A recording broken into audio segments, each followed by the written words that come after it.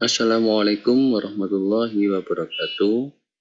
Di sini kami dari kelompok 1 mata kuliah Sejarah Peradaban Islam akan mempresentasikan hasil kerja kelompok kami. Di sini kami terdiri dari Zahirul Himam, Riki Galih Pranata, dan Vicky Wahyu Firmansyah.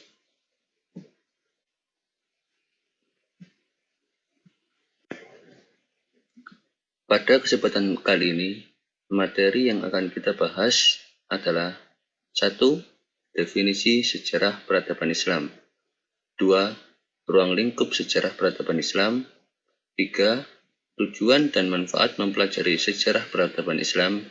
Dan yang terakhir adalah periodisasi sejarah peradaban Islam. Baik, untuk materi pertama yang akan kita bahas adalah tentang definisi dari sejarah peradaban Islam.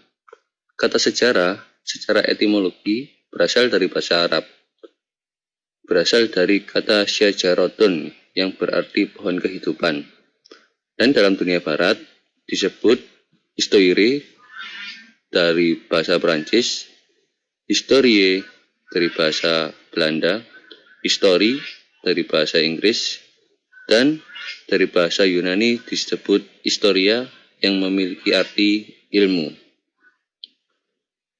Atau pengertian lain dari sejarah itu sendiri adalah catatan peristiwa yang terjadi pada masa lampau atau sebuah peristiwa yang tidak pernah lekat dengan manusia. Dalam arti, sejarah yang tersusun dari serangkaian peristiwa yang diceritakan secara fakta. Dan dalam sejarah peradaban Islam sendiri memiliki arti sebagai perkembangan atau kemajuan budaya dalam perspektif sejarahnya. Dan peradaban Islam mempunyai berbagai macam pengertian lain. Di antaranya, 1. Sejarah peradaban Islam merupakan kemajuan dan tingkat kecerdasan akal yang dihasilkan dalam satu periode kekuatan, mulai dari periode Nabi sampai perkembangan kekuasaan Islam sekarang. Yang kedua, sejarah peradaban Islam merupakan beberapa hasil yang dicapai umat Islam dalam hal kebudayaan. Dan yang terakhir, sejarah peradaban Islam merupakan kemajuan politik atau kekuasaan Islam yang berperan melindungi pandangan hidup umat Islam, terutama dalam hubungan dengan ibadah, penggunaan bahasa, dan kebiasaan hidup bermasyarakat. Dalam dasar-dasar peradaban yang diletakkan oleh Rasulullah pada umumnya merupakan sejumlah nilai dan norma yang mengatur manusia dan masyarakat dalam hal yang berkaitan dengan peribadatan, sosial, ekonomi, politik yang bersumber dari Al-Quran dan Al-Sunnah. Selanjutnya adalah ruang lingkup sejarah peradaban Islam. Islam merupakan agama yang melingkupi segala aspek dalam kehidupan, termasuk sains dan ilmu pengetahuan. Islam juga mewajibkan setiap muslim untuk mencari dan menuntut ilmu secara baik ilmu duniawi maupun ilmu agama. Ya, dalam hal ini dapat tercermin dari sejarah peradaban Islam pada zaman keemasan Islam yang dimana Islam menjunjung tinggi ilmu sains dan ilmu pengetahuan. Pada peradaban ini, Islam adalah pemegang tongkat estafet kedua dari perkembangan sains dan ilmu pengetahuan manusia. Yang pertama dimulai dari era klasik Yunani, Romawi, Persia, dan India. Dan selanjutnya, tongkat estafet tersebut diestafetkan kepada para ilmuwan Eropa yang mulai memasuki zaman Renaissance. Dan zaman keemasan peradaban Islam sendiri menjadi jembatan peralihan antara zaman klasik ke era Renaissance, di mana ketika seluruh ilmuwan dan cendekiawan paling brilian di muka bumi ini berkumpul dalam satu kekhalifahan Arab, Persia, dan juga Spanyol. Zaman keemasan Islam adalah sebuah periode ketika dunia Arab secara politis bersatu di bawah kekhalifahan, khususnya pada masa pemerintahan Harun al-Rasyid dan al-Ma'mun. Islam mengalami kemajuan ilmu pengetahuan, sains, dan budaya yang luar biasa, yang dimana periode ini memiliki rentang waktu antara abad ke-8 Masehi hingga abad ke-13 Masehi. Baik, saya akan melanjutkan pembahasan sebelumnya, yang sekarang mengenai tujuan dan manfaat mempelajari sejarah peradaban Islam. Sejarah peradaban Islam itu sendiri memiliki nilai dan arti yang sangat penting dan bermanfaat bagi seluruh kehidupan umat manusia. Dikarenakan sejarah menyimpan dan mengandung kekuatan yang dapat menimbulkan dinamisme dan melahirkan nilai-nilai baru bagi perkembangan kehidupan umat manusia. Dengan mengaji sejarah, kita dapat memperoleh informasi tentang aktivitas peradaban Islam. Jadi, dengan mengaji sejarah, kita dapat memperoleh informasi tentang aktivitas peradaban Islam, mulai dari zaman Rasulullah SAW sampai sekarang. Mulai dari perkembangannya, pertumbuhannya, kemajuan, kemunduran, serta kebangkitan kembali agama Islam. Selain itu, dengan mempelajari sejarah, kita diharapkan bagi seseorang dapat memiliki kemauan atau progres untuk melakukan pembangunan serta pengembangan peradaban Islam dan dapat menyelesaikan permasalahan-permasalahan yang terdapat dalam sejarah peradaban Islam pada masa sekarang, serta dapat memunculkan suatu sikap positif terhadap berbagai perubahan pada sistem peradaban Islam. Adapun manfaatnya sebagai berikut. Yang pertama, sebagai edukatif, yang kedua sebagai inspiratif, dan yang ketiga sebagai rekreatif. Manfaat sejarah yang pertama adalah sebagai edukatif atau sebagai pelajaran, yang mana banyak seorang yang belajar dari sejarah dan belajar dari pengalaman yang pernah ia lakukan. Jadi pengalaman tidak hanya sebatas pengalaman pribadi dalam masa sekarang, namun pada masa sebelumnya juga dapat dijadikan acuan sebagai pembelajaran. Selain itu, dengan belajar sejarah, kita dapat mengembangkan potensi yang kita miliki, baik itu kesalahan yang terjadi pada masa lampau maupun sekarang, baik kesalahan pribadi maupun kesalahan orang lain.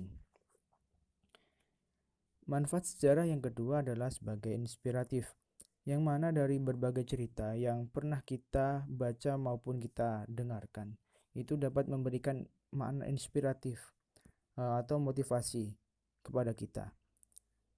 Misalnya, belajar dari peristiwa semangat jihad mengusir penjajah Belanda yang diserukan oleh Kiai Hadratus Syekh Kiai Haji Hasyim Asy'ari pada tanggal 28 Oktober 1945 yang berbunyi hubbul waton minal iman, bahwasanya cinta tanah air adalah sebagian dari iman, yang sekarang kita peringati sebagai Hari Santri Nasional. Nah, dari peristiwa tersebut kita dapat memetik sebuah inspirasi atau sebuah motivasi bahwa semangat juang para pahlawan Indonesia untuk mengusir para penjajah sangatlah besar pada zaman dahulu. Jadi kita sebagai generasi penerus, kita harus mempunyai semangat yang sama untuk menjaga dari hal-hal yang mengancam keberlangsungan negara kita. Manfaat sejarah yang ketiga adalah sebagai rekreatif atau sebuah hiburan. Jadi sejarah itu sendiri dapat dikemas menjadi sebuah cerita yang dapat memberikan suatu hiburan tersendiri bagi pembaca atau pendengarnya. Di sini cerita itu sendiri dapat dikemas melalui media tulis maupun film acting agar terkesan hidup isi dari cerita tersebut, sehingga para penikmat dapat terhipnotis dan menuai rasa senang setelah membaca maupun mendengar dari cerita tersebut. Kali ini saya akan menjelaskan tentang periode sejarah peradaban Islam. Yang pertama yaitu periode Mekah. Apa saja yang terjadi pada periode Mekah? Periode Mekah menjelaskan tentang bagaimana Nabi pertama kali mendapatkan wahyu, bagaimana Nabi berdakwah secara sembunyi-sembunyi, dan bagaimana Nabi menjelaskan tentang agama Islam kepada masyarakat Mekah secara terang-terangan. Semuanya telah saya jelaskan di sini. Pada awal Nabi Muhammad menerima wahyu yang berupa surat Al-Alaq 1-5, beliau langsung menyampaikan wahyu ini kepada saudara-saudara terdekat yang disebut dengan As-Sabiqul Awwalun. Apa yang terjadi? Respon mereka pun positif dan menerima ajaran Nabi secara penuh. As-Sabiqul Awwalun adalah orang-orang yang awal masuk Islam, yaitu seperti Siti Khadijah, Ali bin Abi Thalib, Abu Bakar Siddiq, Zaid bin Sabit, Utsman bin Affan, Abdurrahman bin Auf, bin Aman, dan Sa'ad bin Abi Waqqas. Setelah dakwah sembunyi-sembunyi telah dilakukan, Allah memerintahkan kepada Nabi untuk dakwah secara terang-terangan, yaitu di Bukit Sofa. Pada saat itu, Nabi mengumpulkan seluruh penduduk Mekah dan mulai menjelaskan tentang apa yang telah diterimanya tentang agama Islam. Banyak sekali yang menentang ajaran Nabi, tetapi tidak sedikit pula yang langsung percaya dengan perkataan Nabi. Setelah dirasa di kota Mekah itu terlalu sulit untuk berkembang, maka Nabi pun berhijrah ke kota Madinah. Dan saat itulah kita masuk ke periode kedua, yaitu periode Madinah. Apa itu periode Madinah? Yaitu periode di mana Nabi Muhammad SAW berdakwah di kota Madinah setelah berhijrah di kota Mekah. Apa yang dilakukan? Mengapa kok pindah ke Madinah? Karena di kota Mekah gangguan, sehingga sangat sulit untuk berkembang. Ketika masuk kota Madinah, Nabi pun disambut oleh penduduk Yasrib pada saat itu yang sebelum menjadi kota Madinah. Nah, hal yang pertama yang dilakukan oleh Nabi yaitu membangun Masjid Nabawi. Yang kedua yaitu mempersaudakan kaum Muhajirin dan kaum Ansor. Yang ketiga, membuat perjanjian damai antara non-muslim dengan muslim yang disebut dengan Konstitusi Madinah.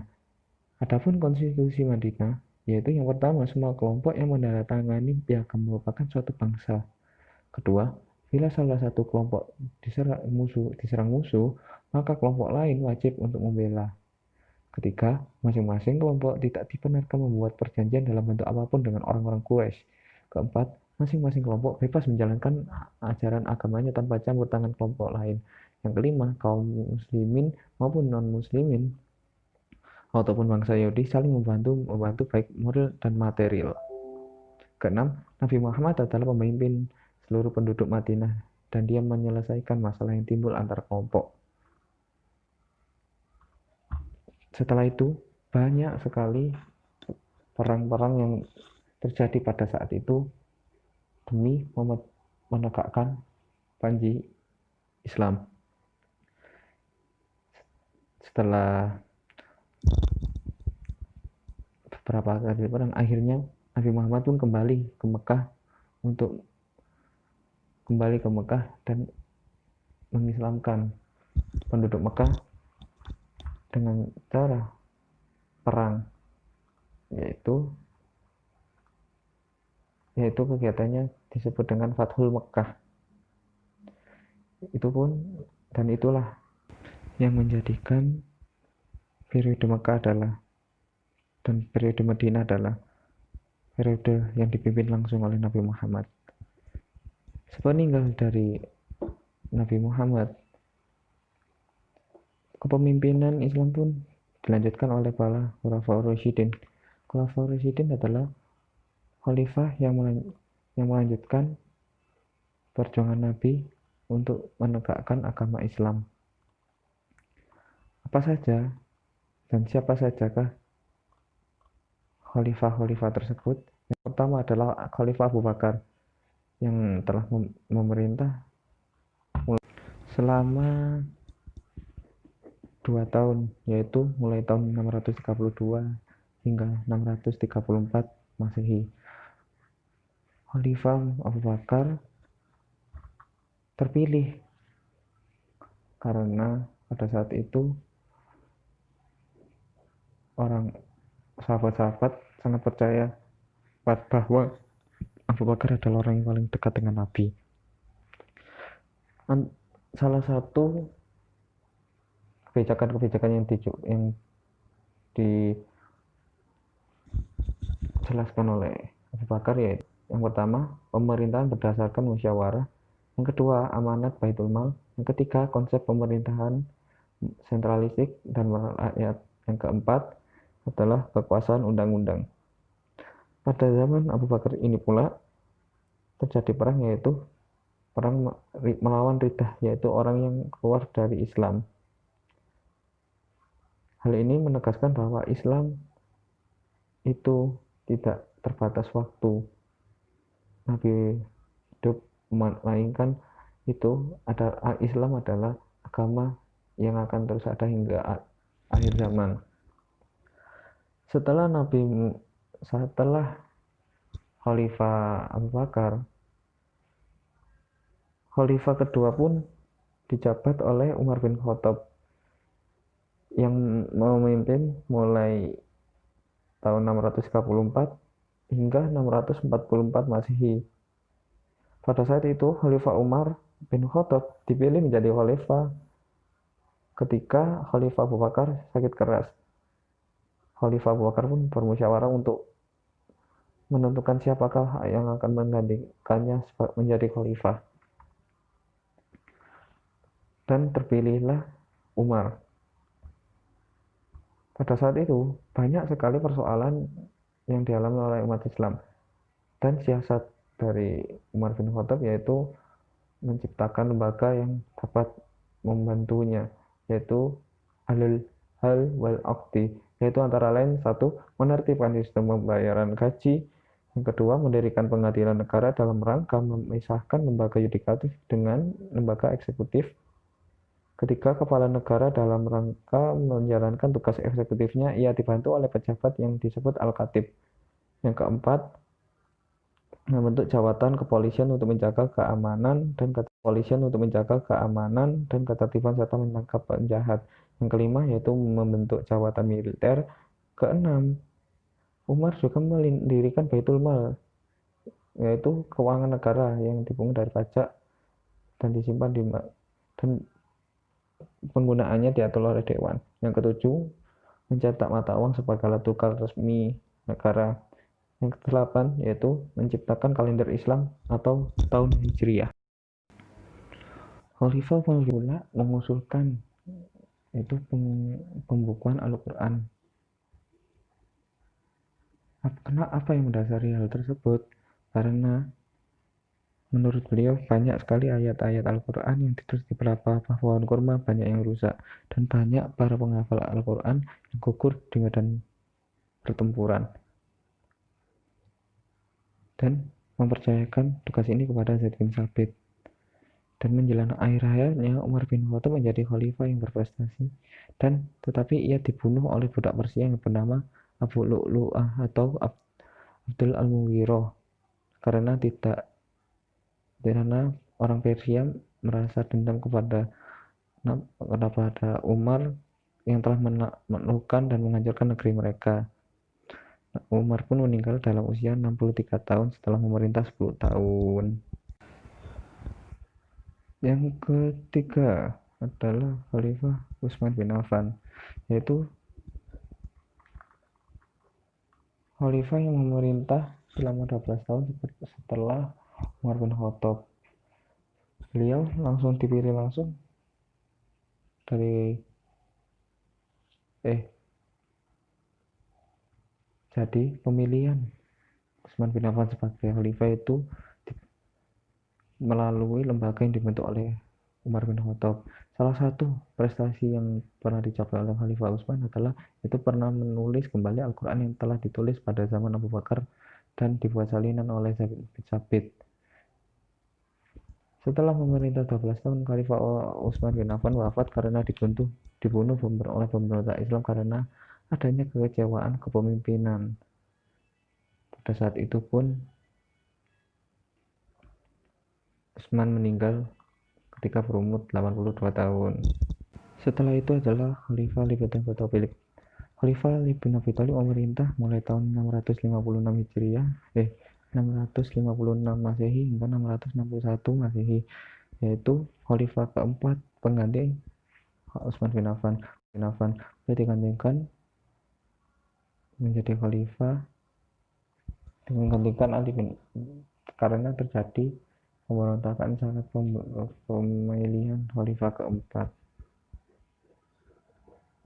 Dan banyak sekali yang ingin saya jelaskan, tetapi hal tersebut akan dijelaskan oleh kelompok-kelompok selanjutnya. Hal ini menjadi pembuka dari presentasi selanjutnya, dan setelah itu akan ada yang membahas tentang periode Bani Umayyah, periode Bani Abbasiyah, dan periode yang lain.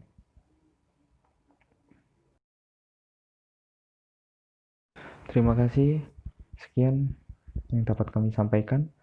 Apakah jika ada pertanyaan, silakan komen di bawah. Terima kasih. Assalamualaikum warahmatullahi wabarakatuh.